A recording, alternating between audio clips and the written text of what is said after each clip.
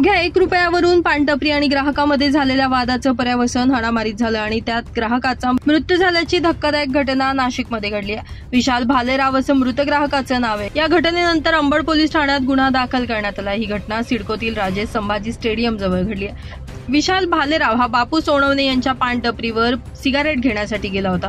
यावेळी त्याला सिगारेटची किंमत 11 रुपये सांगण्यात आली। 10 रुपयांची सिगारेट 11 रुपयांना का विकतो यावरून दोघांमध्ये वाद झाला। यानंतर या वादाचं पर्यावसन मारामारीत झालं। त्यामध्ये विशाल भालेरावच्या डोक्याला गंभीर दुखापत झाली। यामुळे त्याला खासगी रुग्णालयात दाखल करून उपचार करण्यात आले। यानंतर विशाल घरी आला आणि त्याचा मृत्यू झालाय। मारहाणीमुळे त्याचा मृत्यू झाला की त्यामागे आणखी काही कारण आहे हे अद्याप स्पष्ट झालं नाहीये।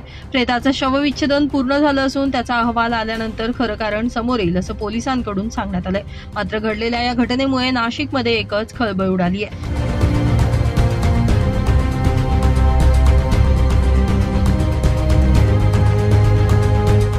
ब्युरो रिपोर्ट, नाशिक माझा न्यूज, नाशिक।